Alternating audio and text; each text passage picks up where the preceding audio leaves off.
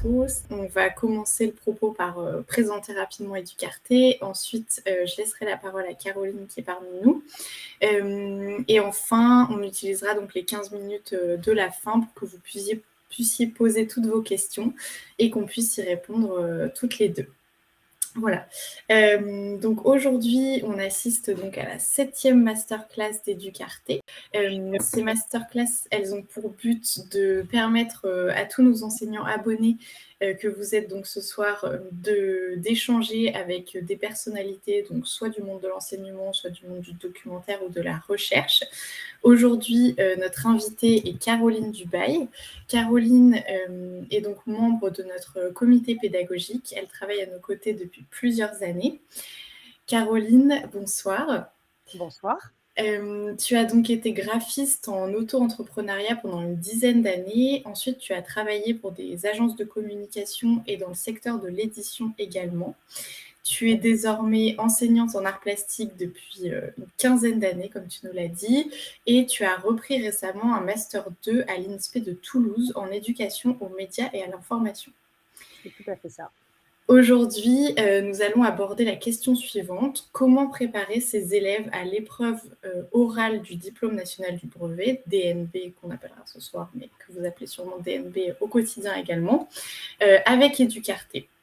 Donc l'objectif, c'est vraiment que vous puissiez repartir avec toutes les clés nécessaires à la fin de cette heure et des inspirations sur comment utiliser Educarté pour préparer vos élèves à l'oral du DNB. Je vais vous projeter très rapidement une vidéo d'introduction d'Educarté pour que tout le monde ait bien en tête ce que propose la plateforme. Et ensuite, je laisserai la parole à Caroline, notre invitée de ce soir. Salut, moi c'est Sacha, je suis en seconde. J'ai un devoir à rendre en éducation morale et civique en lien avec mon cours sur les réseaux sociaux. Je dois faire une carte mentale sur Educarté. Educarté, c'est quoi déjà? Ah mais si, la prof nous en a parlé. Apparemment, ça peut être très utile pour nous. On va voir si c'est vrai. Ah, faut un code. Ah, c'est lequel déjà? Non mais j'ai quand même pas encore mis le nom de mon chat. Ah non, il y a plus simple. Je peux passer par le site du lycée. Hop, c'est fait. Super, je suis déjà connectée. Ok, ça a l'air plutôt bien fait, la prof avait raison. Je clique sur tout le catalogue. Alors, voyons voir. Je voudrais devenir psychologue, c'est pas mal sur l'orientation. Oh, il y a même des courts-métrages et la série Tu mourras moins bête, je l'adore. En fait, c'est un peu comme Netflix, mais pour les cours. Je peux réviser et préparer des exposés. Et puis, on est sûr que les profs vont aimer parce qu'ils nous parlent tout le temps d'Arte. Allez, je me mets à l'exposé. J'accède aux vidéos partagées par ma prof en allant en haut à droite dans ma vidéothèque. Je crée ma carte mentale, c'est pratique et ça va vite. Je cherche dans Educarté la vidéo que je veux intégrer à cette carte mentale. Je cherche l'extrait que je veux ajouter, je le drag and drop dans ma zone de travail. Je peux même ajouter des articles Wikipédia. Je clique sur la flèche, j'écris l'histoire d'Internet, je drag and drop dans ma zone de travail. Je clique sur le plus en haut à droite pour créer une nouvelle bulle pour ajouter une autre vidéo, un lien externe ou un PDF. J'organise les différentes bulles pour que ce soit plus clair. Allez, c'est terminé, je partage à ma classe. Eh, si avec cette carte mentale, j'ai pas une bonne note, merci Educarté. Voilà, maintenant que vous avez toutes et tous eu un aperçu de ce que proposait Educarté, même si a priori vous connaissez déjà la ressource, je vais laisser la parole à Caroline pour qu'elle puisse vous présenter ce qu'elle vous a concocté. Alors, on va revenir dans un premier temps sur les textes officiels pour voir, exactement, en fait, comment Educarté peut être très pertinent dans l'utilisation et ses ressources pour préparer l'oral. Donc on est bien d'accord que l'épreuve orale, c'est la soutenance d'un projet, hein, qui permet au candidat, en fait, de présenter un objet d'étude, un ou plusieurs, ça dépend. Ça dépend des collèges, ça dépend un petit peu des choix de l'ensemble de l'équipe pédagogique. C'est vrai que ça peut être sur leur stage, ce qui est un petit peu limité, mais ça se fait quand même beaucoup. Et ou sinon, ça peut rentrer dans le cadre des parcours éducatifs à venir, parcours citoyens, parcours éducatifs de santé ou artistiques et culturels. Du coup, ça offre un panel en fait assez vaste, hein, de propositions orales que peuvent faire les élèves. Et c'est en ça que Educarté offre de nombreuses propositions. Ce qui est le plus important pour eux, c'est de savoir s'exprimer à l'oral. On est bien d'accord que, La forme est juste là, la forme, on va dire, projetée, s'il y en a une, elle est juste là pour les guider, mais ce qui nous intéresse, nous, en tant que jury, c'est de vérifier, hein, qu'ils savent s'exprimer, qu'ils sont capables d'argumenter, de présenter quelque chose, d'avoir le vocabulaire nécessaire à cela et qu'ils sachent ensuite, justifier leur choix et répondre aux questions que le jury, va leur poser.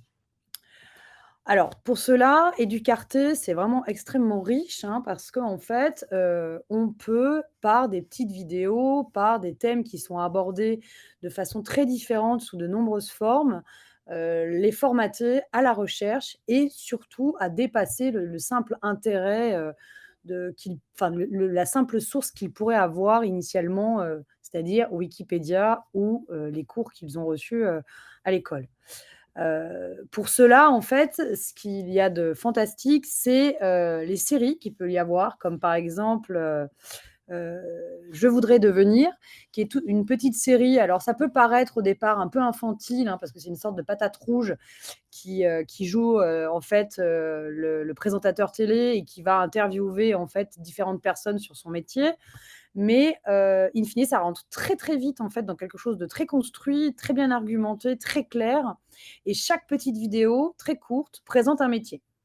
Ce qu'il y a de bien, c'est que ça va jusqu'à, comment j'en suis arrivée à faire ce métier, quelles sont les différentes, en fait, façons de parvenir à ce métier et ça permet, par exemple, en tout début d'année, hein, de travailler en amont sur leur orientation et leur futur stage, par exemple et de commencer de se familiariser avec la plateforme, hein, d'aller, visionner, en fait, les petites vidéos et puis, pourquoi pas, de commencer tout doucement, à les orienter vers une carte mentale en se disant: «Tiens, un métier, une définition», enfin, on peut y aller tranquillement, mais ça leur donne déjà des pistes de recherche qui sont assez intéressantes.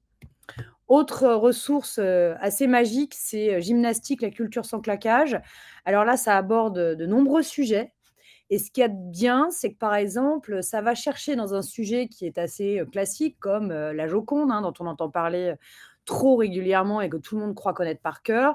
Et bien, on va apprendre sur la Joconde une petite, anecdote finalement d'ailleurs que peut-être vous ne connaissez pas, qui va même être, soutenu scientifiquement, et cetera et du coup, l'élève peut se dire: «Tiens, je vais pouvoir construire un exposé», admettons en éducation artistique et culturelle, sur quelque chose qui est célèbre, mais je vais étonner mon jury grâce à, finalement, ce que j'ai découvert sur Educarte par cette petite vidéo.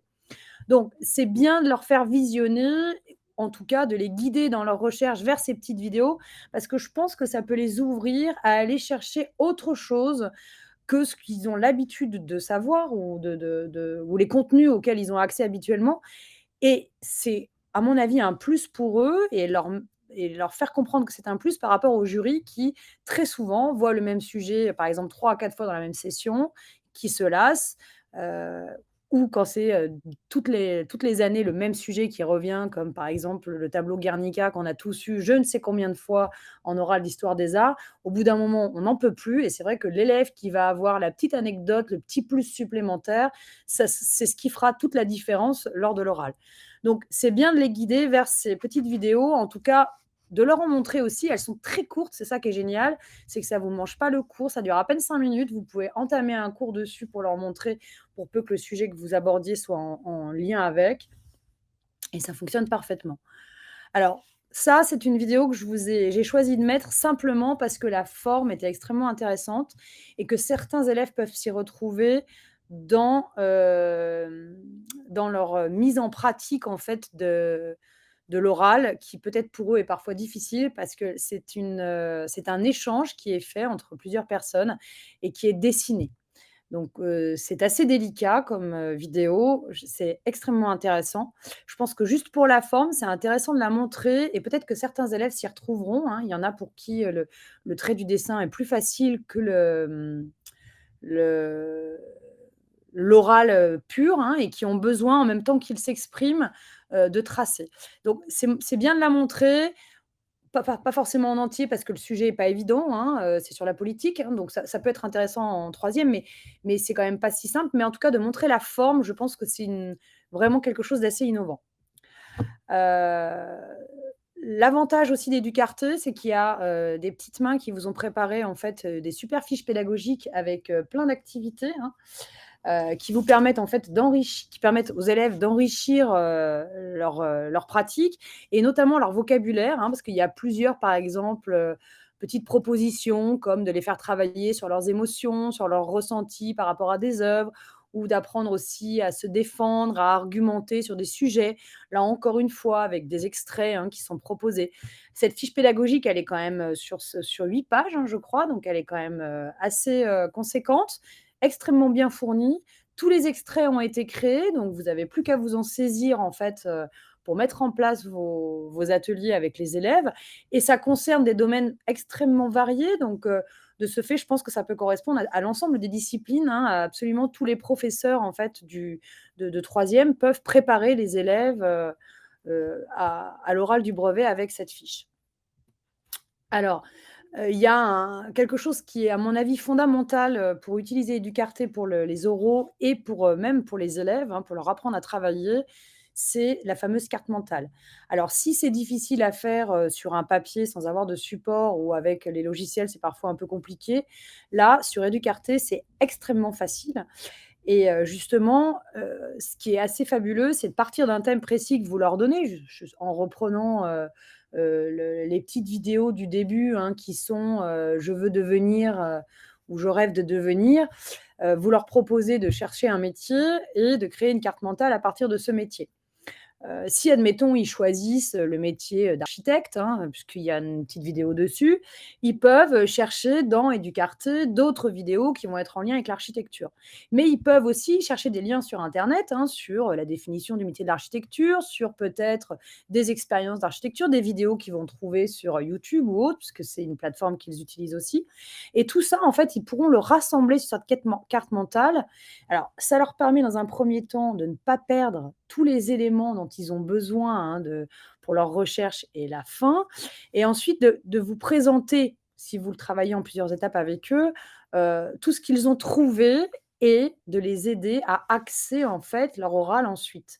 C'est-à-dire qu'ils vont avoir tout un panel d'informations à leur disposition, de sources, de ressources et vous allez pouvoir, à partir de cette carte mentale, les aider à choisir, hein, à orienter, à trouver l'angle, en fait, de leur oral, hein, sur l'architecture ou le métier d'architecte, on peut en dire énormément. Qu'est-ce qui va les intéresser? L'architecture verte? Est-ce que ça va être, l'architecture moderne et ses débuts? Le lien entre l'architecture et par exemple, la biomorphologie et cetera. Enfin, il y a tellement de sujets qui sont abordables que grâce, en fait, à cette carte mentale, vous allez pouvoir les guider et surtout en fonction des ressources qu'ils auront trouvées. Et c'est un bon exercice pour eux, hein, parce que ça leur apprend que de toute façon, quand on commence par faire des recherches, on part un peu dans tous les sens et qu'il faut à un moment, bien évidemment, resserrer pour arriver sur quelque chose de, concis, précis, et surtout maîtrisé. Voilà. Ça leur apprend aussi à organiser leurs recherches par des mots-clés, hein, ce qui n'est pas toujours évident pour eux. Donc encore une fois, faire attention aux mots de vocabulaire et à leur signification, hein, ce qui me paraît fondamental en troisième, hein, surtout avant d'arriver au lycée, qu'il soit professionnel ou général, le vocabulaire aujourd'hui est essentiel, hein, pour se faire comprendre. Voilà, donc en fait, si on reprend un peu, hein, concevoir une carte mentale, pardon, ça leur permet de rassembler, d'organiser ses idées en amont d'une présentation, de compiler les sources et les documents, de dégager les axes majeurs, voilà et de synthétiser en mots-clés. Cette carte mentale, à mon avis, elle est vraiment essentielle avant même de démarrer un projet, quel qu'il soit, c'est vrai que les élèves ont toujours tendance à nous faire des PowerPoint assez rapidement, qui très souvent, mettent plein de choses pour rien dire ou à l'inverse, très vite, très creux. Donc je pense que c'est bien de leur apprendre à faire une recherche avant toute chose et ça dans n'importe quel, domaine. Donc pour cela, vous pouvez faire donc cet atelier, hein, dont, je viens de parler. Vous leur proposez un sujet, vous leur dites qu'ils auront, à peu près, 180 secondes à l'oral devant leurs camarades pour s'exprimer. Alors, il y a plusieurs possibilités, hein. Vous pouvez aussi leur proposer de s'enregistrer chez eux, de le faire chez eux à partir de la carte mentale ou de le faire en la projetant, dans l'établissement. Ça dépend du temps que dont vous bénéficiez avec eux. En tant que professeur principal, je sais que c'est le genre de choses qu'on fait aussi, pendant les heures de vie de classe, hein. Ces entraînements pour l'oral, ça les rassure et c'est assez efficace. Voilà. Moi, j'ai proposé cette année, un autre, atelier à mes élèves de troisième. Donc, j'ai une classe un peu particulière puisqu'elle est à consonance média et audiovisuel et pour essayer aussi un petit peu de rayonner sur l'établissement et leurs parents, hein, qu'ils aient pas l'impression qu'on leur impose un stage et qu'on n'en fait rien ensuite. J'ai décidé en fait de créer un podcast avec eux sur, leur stage. Alors, très souvent, on leur demande un rapport assez synthétique, où on leur demande de décrire au quotidien ce qu'ils ont fait, où on leur demande de tenir une sorte de journal de bord et cetera, de savoir, quel est l'organigramme de l'entreprise, quelles sont les études qu'ont fait, leurs tuteurs et cetera. Bon, eux, en général, ils répondent très vite aux questions et puis quand vous leur demandez à la fin, «Et alors, quel intérêt dans ce stage?» très souvent, vous avez le droit à ou je ne sais pas, ou ben, c'est pas le métier que je veux faire, ou voilà. Ils en ont malheureusement peu souvent retenu quelque chose d'intéressant. Donc moi, je me suis demandé comment on pouvait aller creuser là-dessus parce que je pense que sans qu'ils s'en rendent compte, il y a toujours de l'intérêt dans ce stage d'observation. On peut toujours y trouver quelque chose. Donc j'ai décidé en fait de, créer avec eux ce podcast sur une information qui serait un petit peu hors du commun sur leur stage. C'est-à-dire que l'attente que j'avais d'eux par rapport à leur oral n'était pas de me dire, «J'ai passé le balai, j'ai fait marcher la machine à café, j'ai fait une photocopie, je suis allée sur un chantier» et cetera. Parce que ça, bon, en fonction du lieu où ils se trouvaient, pardon, on est à peu près capable de le savoir. Mais d'essayer de me trouver dans cette fameuse semaine-là, dans ces 5 jours, 4-5 jours, ce qui a été pour eux, ben, finalement, la découverte et qu'ils auraient envie de nous transmettre. Donc ça peut être complètement, subjectif, hein, ça ne c'était même, au niveau du ressenti, je leur ai dit qu'ils étaient totalement libres. Et donc, alors pour cela, j'ai commencé à, voilà, de réfléchir, j'ai commencé par leur, transmettre l'idée que ça serait comme s'ils se positionnaient en posture de journaliste. Sont des journalistes qui vont devoir intéresser un auditoire sur ce stage d'observation qui, eux, leur paraît, bah, complètement inintéressant peut-être, mais il faut qu'ils trouvent absolument un angle pour accrocher le public et donc nous intéresser à leur stage. Alors, pour démarrer, en fait, la séance, ce qu'on a commencé par faire, c'est repartir sur donc les 5 W du journaliste, hein, qui, quoi, comment, où et cetera, pourquoi et pour cela, je me suis aidée des petites vidéos d'Educarté, en fait, hein, le journalisme en 5 questions. L'avantage, c'est que ça dure à peine 1 minute pour chaque et ça décrit parfaitement, en fait, le métier du journalisme, les attentes, qu'est-ce que veulent les médias, et quel est le travail in fine du journaliste, hein, y compris sa recherche. Parce que, forcément, le journaliste, avant de s'aventurer à parler oralement de quelque chose, il fait des recherches sur le terrain ou, d'autres recherches, sur le net et ailleurs, mais il ne part pas comme ça à l'improviste.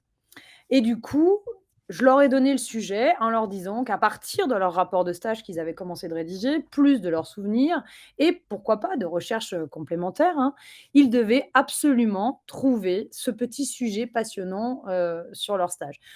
Pour cela, je leur ai donné la possibilité de s'exprimer, en fait, sur plusieurs modes journalistiques. Est-ce qu'ils allaient faire une enquête de terrain? Est-ce qu'ils allaient, plutôt travailler façon narration, raconter une histoire un peu? Est-ce qu'ils allaient travailler sur l'interview, hein, du coup, travailler l'échange? Alors avec un de leurs camarades bien sûr, hein, et l'avantage c'est que ça prépare un peu aussi au dialogue qu'on impose à la fin de l'oral. Un dialogue tout simplement, donc savoir rebondir sur, les propos. Donc dans ces cas-là, je les ai orientés sur le dialogue quand, alors soit ils avaient 2 avis complètement opposés par rapport à leur stage, soit ils avaient fait leur stage dans le même domaine et bah, ils allaient échanger en fait sur leur expérience vécue. Et puis j'ai aussi proposé, le reportage et alors évidemment, hein, c'est de la mise en scène, hein, on est d'accord, hein, mais ça leur permet de travailler l'oral et d'essayer d'être plus à l'aise avec un sujet qu'ils ont vécu. C'est quand même un vécu, même s'il y a une mise en scène et la chronique humoristique parce qu'il y en a qui, on va dire quand même un peu habitués à écouter la radio avec leurs parents, avaient envie de rentrer dans quelque chose de plus humoristique. Heu, les élèves pour ça, je leur ai pas donné beaucoup de temps parce que j'avais peur qu'ils en perdent. Donc du coup, ils ont eu, une séance, on va dire, où on a, tout expliqué sur les modes journalistiques, où ils ont écouté quand même 2-3 podcasts sur, d'ailleurs, Arte Radio, hein. Il y a quelques podcasts de présentation où on entend les différents tons possibles. Ils ont cherché leur sujet pendant cette heure-là, cherché leur angle et leur mode journalistique et la séance suivante, donc à nouveau sur 1 heure, il y en a qui ont réussi à enregistrer, mais quand même très peu. La plupart, en fait, ont rédigé. J'ai insisté sur le fait que tout devait passer par l'écrit, même si ça devait être à l'oral. Alors, quand vous avez eu la chance d'avoir déjà fait, en fait, des cartes mentales et ben, vous leur proposez de poser, sur un papier la carte mentale de ce qu'ils vont, vouloir exprimer. Si c'est pas le cas, ils rédigent mot à mot et ils se rendent bien compte qu'à l'oral, faut pas lire et qui vont perdre le côté, lecture très vite. Donc il faut, mémoriser et avoir vraiment travaillé, en fait, son oral auparavant. Et ensuite, bah, là, ils ont commencé d'enregistrer, donc moi, j'ai eu des prêts de tablettes, mais il y en a qui ont préféré le faire chez eux, donc qui l'ont fait sur leur téléphone portable. Donc c'est facile, hein, parce qu'après, ils me l'envoient. Alors bon, moi, je travaille sur Mac, ils me l'envoient en AirDrop, mais sinon, ils me l'ont envoyé en mail, ils me l'envoient, par SMS ou bon, il y a plein de moyens. Ils peuvent l'envoyer aussi sur Pronote, hein, il y a énormément de moyens, en fait, de transmettre les résultats. Alors, on les a pas tous écoutés parce que certains élèves ont refusé, hein, de faire écouter, donc mais la plupart qu'on a écouté, la majorité, hein, quand même, hein, on a travaillé ensuite sur une sorte de grille d'auto-évaluation, hein, pour, savoir, alors pour qu'ils maîtrisent, en fait, le niveau sonore de leur voix, le rythme, le débit de leur voix, l'intonation, l'articulation. Est-ce qu'ils avaient suffisamment articulé? Est-ce qu'ils avaient parlé avec conviction ou est-ce que justement on n'était pas très convaincus par, leurs propos? On a travaillé ensuite sur le vocabulaire. On a repéré les fois où ils se répétaient, où ils disaient toujours la même chose, où ils disaient les enfin toutes ces petites choses en fait, dont on ne se rend pas forcément compte quand on est à l'oral, hein. Et puis, la prise en compte du public, alors, à la radio ou sur un podcast, elle est difficile le public, il n'est pas censé être en face de nous. Mais c'est justement ça, hein, qui était intéressant, c'était d'entendre, de leur faire écouter s'ils avaient pris le temps de poser à un moment des temps de pause en fait, hein, des petites pauses pour qu'on puisse, se concentrer sur ce qu'ils disaient, sur, ce qu'ils, cherchaient à nous faire comprendre ou à nous transmettre et voilà et c'était important pour eux de pouvoir, vraiment, maîtriser ça. Ensuite, on a parlé de la dynamique, hein, dans leur discours, hein. Qu'est-ce qui était important justement, par rapport à leur argumentation? Alors sans être, vindicatif, mais qu'il était quand même important de maîtriser son sujet et d'être, à même d'ailleurs de répondre aux questions qu'on allait pouvoir leur poser si jamais il y en avait le jour de l'oral. Mais là, dans leur podcast, ce qui était important, c'est qu'on soit convaincus, qu'ils avaient vraiment, découvert quelque chose de fantastique ou d'important ou d'extraordinaire ou voilà.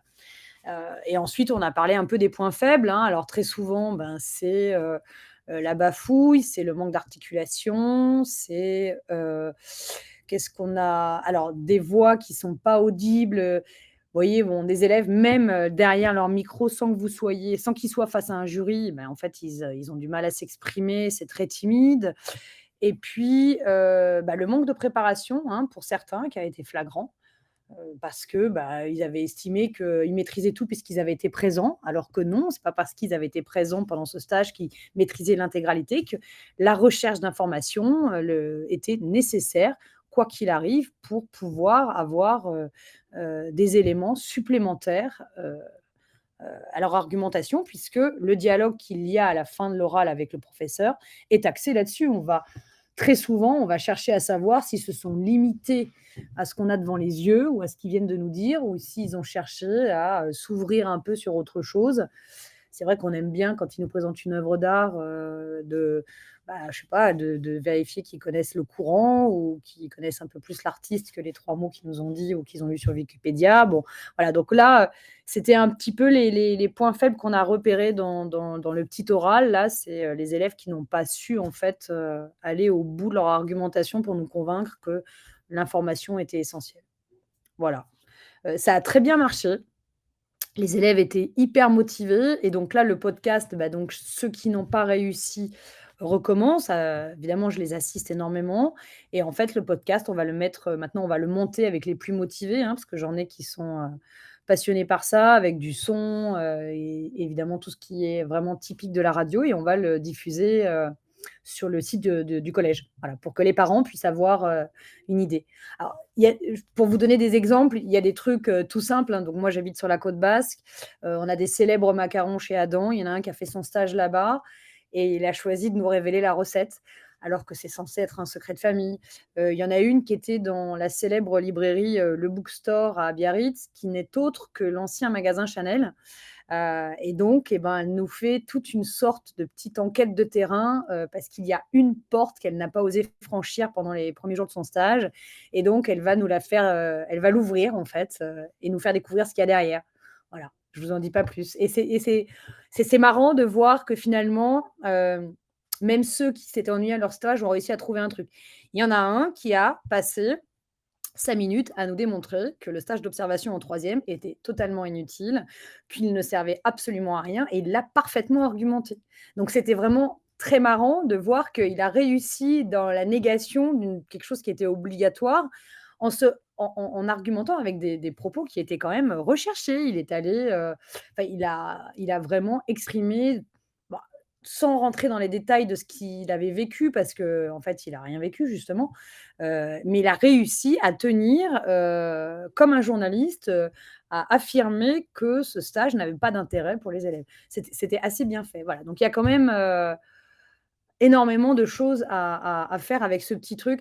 Honnêtement, ça prend pas longtemps et les élèves, ça les a super motivés et surtout, je ne sais pas comment ça se passe dans vos établissements, mais moi, ils vont tous devoir, préparer, là, leur soutenance de rapport de stage et bah, en fait, ça les a énormément rassurés et surtout, il y en a qui, du coup, ont trouvé quelque chose à dire en plus que, je suis arrivée à 7h30 le matin, j'ai passé le balai, j'ai posé une boîte de conserve dans le rayon et voilà, quoi. Donc et du coup, ça les a un peu plus motivés eux aussi à raconter ce petit événement, cette petite expérience. Voilà. Alors, donc ça, je reviens, hop, voilà. À vous maintenant. Merci beaucoup, Caroline, c'est super intéressant et moi je suis très preneuse de la recette des macarons, Adam parce que c'est effectivement censé être secret donc si on peut avoir la recette secrète, ça serait très sympa. Il y a déjà eu des remarques dans le chat, donc Patricia demande si non, ça c'est bon, ça a été répondu. Une autre question, est-ce qu'il serait possible d'avoir un lien pour écouter quelques exemples de ces productions de podcasts? Donc, plusieurs enseignants seraient preneurs du lien des podcasts si tu l'as sous la main. Sibylle demande, pouvez-vous montrer la grille d'auto-évaluation? Alors, je sais Ah pas oui, si... cette grille, je vais vous la scanner, je vais vous l'envoyer. Et je vous enverrai aussi donc les liens des podcasts. Donc il y en a plein, hein. Donc vous en avez sur Arte, mais vous en avez aussi sur le site du Clémy pour ceux qui connaissent. Et ça, je peux vous mettre aussi toutes les ressources en ligne. Je pourrais tout vous mettre, hein, parce qu'il y a les banques de sons, les musiques libres et les sites justement de podcasts en fait qui en présentent de nombreux variés sur plein de sujets différents, l'engagement politique, l'engagement des élèves, le harcèlement, etc., etc. Enfin tout ce qui peut préparer à des oraux divers et variés. Il y en a énormément, hein, donc ça aussi je pourrais vous l'envoyer par mail, ça sera plus simple. Et quant au podcast de mes élèves, bah, c'est en cours, donc il faut que je fasse le montage, voilà. Donc ceux de mes élèves, bah, écoutez, je vous les enverrai ou je vous mettrai le lien, oui, par mail, je vous renverrai mon collège, voilà. Oui, Aurélie demande si tu as un site. Je ne crois pas que ce soit encore le cas. Mais sinon, ce que vous pouvez faire, c'est donc écrire à Caroline à l'adresse qu'elle a mise dans le chat. Et comme ça, vous récupérez les informations. Daniel demande, si j'ai bien compris, aller sur le site du collège et cliquer sur l'icône Arte suffit à montrer toutes ces ressources aux élèves en classe. Alors, tout dépend de si vous avez bien accès à l'abonnement Éducarté. A priori, si vous êtes ici, c'est que vous êtes abonné. Et donc, dans ces cas-là, oui, il vous suffit d'aller sur l'ENT dans le médiacentre. Et dans le médiacentre, vous allez voir une icône Éducarté. Et ensuite, vous avez accès à la plateforme avec plus de 2000 vidéos et plus de 130 fiches pédagogiques, dont celle sur le brevet. On mettra également l'enregistrement de la masterclass en ligne. Et surtout, vous pouvez présélectionner des vidéos en fait, que vous attribuez à vos classes. Et du coup, eux, ils y ont accès dans leur vidéothèque. Donc, ça permet aussi, si vous voulez qu'ils travaillent en amont chez eux, pour ceux qui ont la chance d'avoir un ordinateur, ou au CDI, par exemple, via leur compte, ou même si vous voulez éviter qu'ils perdent trop de temps à la recherche de toutes les vidéos sur Educarté, parce que c'est vrai qu'il y a plein de ressources, vous les guidez en fait, hein, vous mettez tout dans leur vidéothèque, hop, c'est réglé, ils savent. Il y a des élèves qui ont besoin qu'on les cadre un peu, mais là, c'est vrai que c'est pratique. Vous leur mettez un panel de temps de vidéos et vous leur dites que c'est là-dedans et pas ailleurs pour éviter que ça parte dans tous les sens. Ça, c'est super pratique, hein. Voilà. Tout à fait. Et Isabelle vous demandait si c'est disponible sur Pronote également. Oui, ça l'est. Ça dépend juste de l'interconnexion choisie par votre établissement. Et en tout cas, vous pouvez toujours mettre des liens vers Educarté dans le cahier de texte Pronote. Patricia nous dit: nous ne sommes pas encore abonnés et souhaiterions savoir s'il est possible d'avoir un accès pendant une quinzaine de jours pour évaluer les ressources et surtout en faire la promotion auprès des collègues. Oui, bien sûr. Donc, je vous précise que Educarté est accessible gratuitement pendant 1 mois. Je vous remets l'adresse du site dans le chat. Vous pouvez donc tester en illimité pendant 1 mois et aussi encourager vos collègues à faire de même pour que vous puissiez décider ou non d'un abonnement. Les élèves doivent-ils être abonnés pour avoir accès à Educarté? Tout à fait. En fait, lorsque un établissement souscrit un abonnement, donc c'est soit l'établissement qui le fait, soit la collectivité territoriale. Par exemple, en Nouvelle-Aquitaine, tous les lycées sont abonnés, dans le Grand Est également, en Corse aussi. Donc, quand une collectivité ou un établissement souscrit l'abonnement, tous les enseignants et tous les élèves y ont accès. Je reviens sur l'oral. Avez-vous des conseils pour aider les jeunes à lutter contre les tics verbaux? Ah, alors ça, je vous invite à aller voir des petites vidéos, par contre, qui ont été faites sur le site du Clémy. Ça, c'est pareil, je pourrais vous donner le lien. Là, je ne l'ai pas ici, là, facilement. Mais ils ont fait des petites vidéos qui sont super, justement, pour travailler tout ce qui est voix, diction, et justement tous ces petits problèmes de tics verbaux. Ça aborde aussi le problème de malaise, de stress à l'oral, tout ça. Après, il faut savoir quand même que, justement, hein, pour avoir testé avec mes élèves, j'en ai qui ont énormément de mal à passer devant la classe. Et le fait de réussir à d'abord s'enregistrer, et surtout cela, j'ai insisté auprès d'eux pour qu'on l'écoute tous ensuite. Bon, ça a été un combat, ça ne s'est pas fait en une fois, j'en ai fait plusieurs d'enregistrements, il faut savoir, hein, ça ne s'est pas fait du jour au lendemain. Ça les a énormément aidés, en fait, parce que, ils ont vu que personne ne se moquait, parce que là, tout le monde est à égal, hein. C'est pas si évident de s'exprimer comme ça, dans le but d'être ensuite diffusé. Donc, du coup, ça les a un petit peu déstressés quand même, hein, vraiment. Sachant qu'effectivement, une classe est plus stressante que le jury, hein, parce qu'ils ont plus peur, à mon avis, du regard de leurs camarades et de la critique que des professeurs. Donc, de faire ça aussi, ce qu'il y a de bien, c'est que ça les détend par rapport à leurs prestations personnelles, hein. Honnêtement, le stress, il est quand même plus souvent dû à la critique. Alors, c'est vrai qu'il y en a qui stressent après aussi de l'examen, de la note, hein. Enfin, si on les entraîne beaucoup avant, sachant que l'oral du brevet, c'est quand même nous, leurs professeurs, qui leur faisons passer. C'est-à-dire que c'est dans l'enceinte du collège, avec la plupart du temps des professeurs qui les connaissent, donc ça les détend quand même, hein. C'est une première étape avant le grand oral du bac. Voilà. Je pense que c'est bien de toute façon de les faire pratiquer de cette façon-là. Après, moi, j'ai aussi fait la pratique vidéo. C'est-à-dire qu'ils se filment. C'est plus dur à visionner en classe. On ne l'a pas fait, hein. Je n'ai pas montré aux élèves parce que la plupart ne veulent pas. Et ça n'a pas trop d'intérêt de le montrer aux autres camarades. Mais par contre, pour eux, c'est hyper bien pour corriger. Mais ça demande beaucoup de temps pour moi parce que, en fait, chaque élève se filme sur sa prestation. Donc, ça, c'est dans le cadre de ma classe média. Hein, donc, c'est un peu différent. Mais du coup, ça veut dire que je reprends avec chacun d'eux leur vidéo et qu'on la corrige ensemble, qu'on l'évalue ensemble. Et donc, ça demande vraiment beaucoup de temps. Mais c'est quelque chose qui peut être mis en place avec les élèves qui ont le plus de difficultés, par exemple, hein. C'est vrai que là, les heures de vie de classe, à mon avis, pour ça, c'est idéal. Ceux qui n'ont pas de temps entre midi et deux, voilà, ça, c'est vraiment bien. Si vous pouvez les filmer, s'ils acceptent, ils se rendent compte de leur posture, de la place qu'ils prennent. c'est hyper important parce que très souvent, ils n'arrivent pas en fait à voir qu'ils sont complètement comme ça ou qu'ils ont du mal à occuper l'espace, qu'ils bougent mal, qu'ils sont toujours en train d'être figés ou qu'ils ont leur fiche sous les yeux. Enfin, voilà. C'est vraiment bien. Tout à fait. Je vois que donc le site dont parlait Caroline, c'est le site du CLEMI, qui est donc Voilà, le c'est ça. Centre de liaison pour l'éducation aux médias et à l'information. Je vois que le lien a été mis dans le chat et ça, pour le coup, c'est un site du ministère, donc il est accessible en illimité.